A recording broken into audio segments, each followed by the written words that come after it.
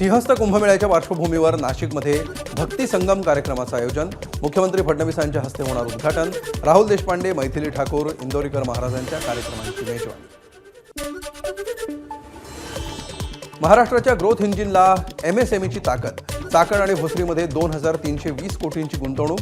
रोजगाराच्या मोठ्या संधी निर्माण होतील, मुख्यमंत्र्यांना विश्वास। परभणीत राष्ट्रवादीचे माजी महापौर प्रताप देशमुख समर्थकांसह शिवसेनेमध्ये प्रवेश करणार। दिवंगत नेते अजित पवारांच्या निधनामुळे पक्ष बदलण्याचा निर्णय।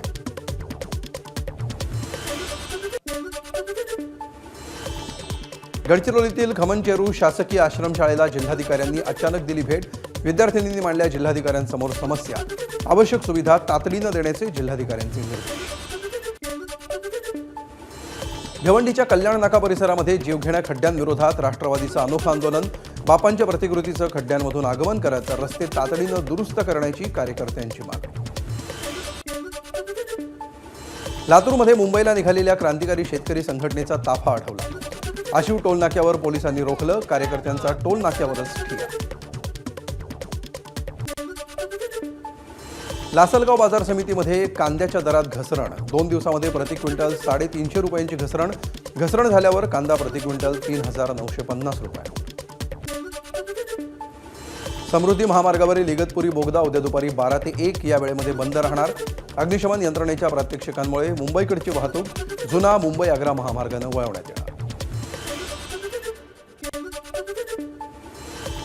दिल्लीतील पंचतारांकित JW मॅरियट आणि अंदाज हॉटेलला FSSAIनं बजावली नोटीस। तपासणीमध्ये झुरळांसह स्वच्छतेच्या गंभीर त्रुटी आढळल्यामुळे हॉटेल व्यवस्थापनाला स्पष्टीकरण देण्याचे निर्देश। चंद्रपूरच्या दुर्गापूर पोलिसांकडून बनावट मार्कशीट आणि पदवी रॅकेटचा पर्दाफाश। गुणपत्रिका आणि पदवीसाठी 5 ते 10 लाख रुपये घेतल्याप्रकरणी एका आरोपीला अटक। रॅकेटचा मुख्य सूत्रधार फरार असल्याची माहिती।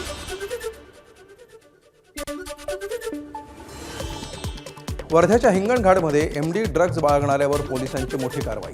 आरोपीकडून 5.70 ग्रॅम MD ड्रग्जसह 36,000चा मुद्देमाल जप्त।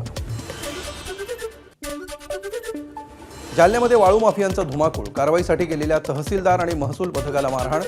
तहसीलदार सोमेश मोहिते आणि कोतवाल जखमी। अंबड तालुक्यातील गोंदीमधील धक्कादायक घटना।